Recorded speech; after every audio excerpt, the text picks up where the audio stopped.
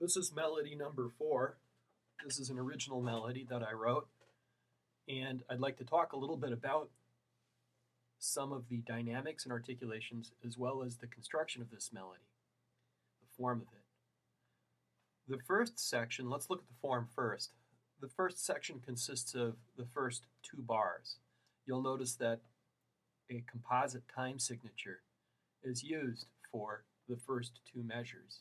And then there's a measure of rest here that separate the first section of the melody from the next section.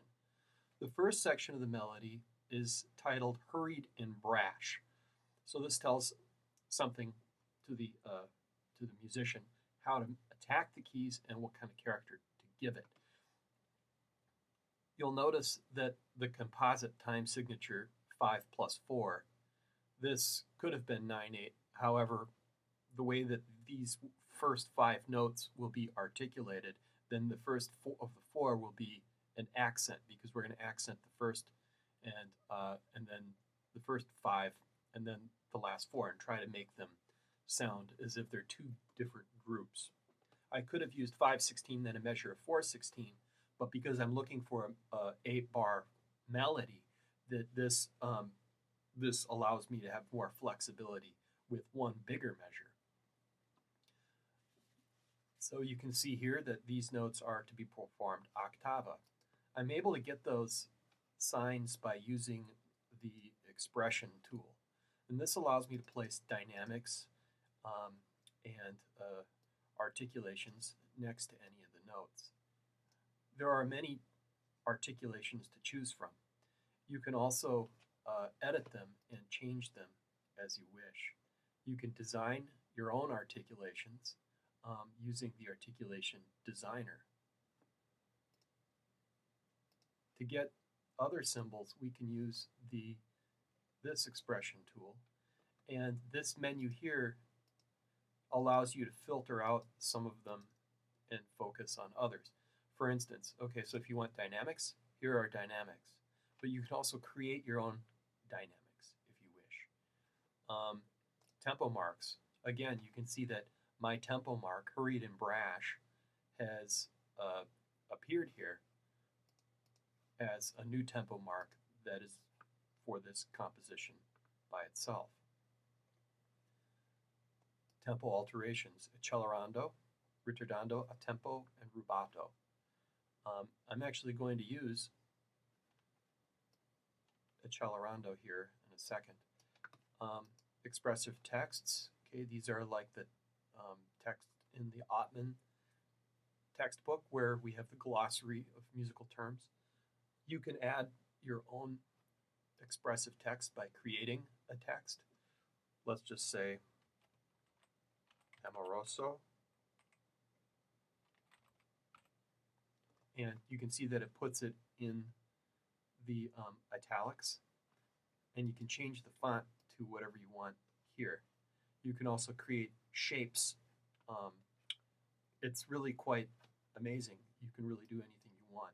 And then you can see that my new text showed up here.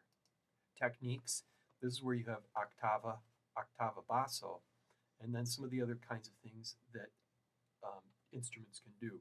Once again, you can create your own hybrid, or you can just create your own. And you can even select how that will be positioned, where it will be positioned, and how Finale approaches the playback of the new expression. So you have to tell it how you want it to sound if it's something it doesn't recognize. Okay, so I'm going to actually use a expression mark, and I'm going to assign it here.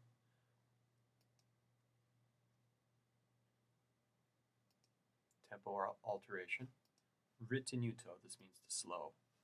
And you can see that Finale has positioned it there. I want it below the staff in this case. I want the performer to slow down the tempo here.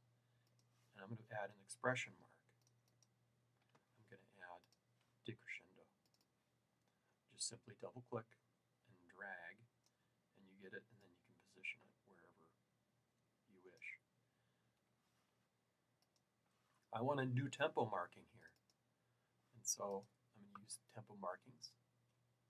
Notice here, my Adagio tempo rubato, that's a tempo marking I created. I'm going to make my own tempo mark. And it's going to say unhurried.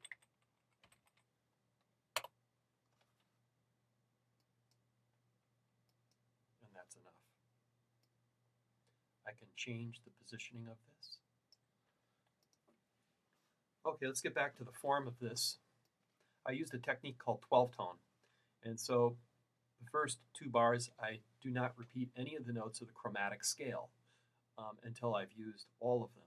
So therefore, this melody is a chromatic scale. My cover sheet will reflect that.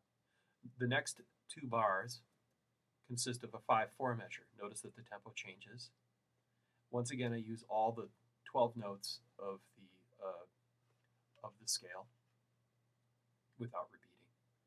And then the next 4 bars complement the first 4 bars by having a 4-bar component that once again repeats the chromatic scale, all the notes of the chromatic scale, not in order, but all the notes of the chromatic scale without repeating one.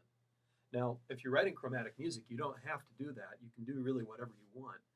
But this is just one type of technique of composition called 12-tone that we'll study in more detail later. So I'm ready to finish my melody here by adding articulation to the last bit here. I also want to show you the Special Tools palette. This allows you to customize the beams and the positioning of the dots of any of your notes. You can also put extra notes on beams that you wouldn't expect to find there, or we can change the slant of a beam. I can move that there. I can move this down. And what this does is it gives the performer perhaps a visual indication that you want them to slow these notes down. And you might even add a tempo indication to do that. Once again, ritardando. I'm going to put that here. These notes look like they need articulation. They have no articulation. You don't have to put articulations on any notes. However, for this assignment, you do. So I'm going to articulate each of these with the same articulation. Notice how finale is keeping up with me as I selecting articulations and dynamics. One last touch. Dynamic. Back to forte here for the end of the piece. I'm just going to move some things around, make it look the way I want. It's a good idea to have your tempo markings be about the same plane. Notice that I've kept that above the octava symbol. Okay, this looks like it's done. I think I'm going to listen to it now.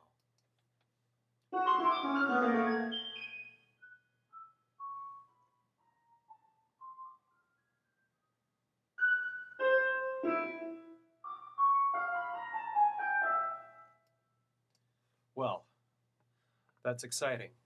I'm ready to make my cover sheet, print it out, and bring it to class. I think this one's going to have to be practiced a lot before it's performed.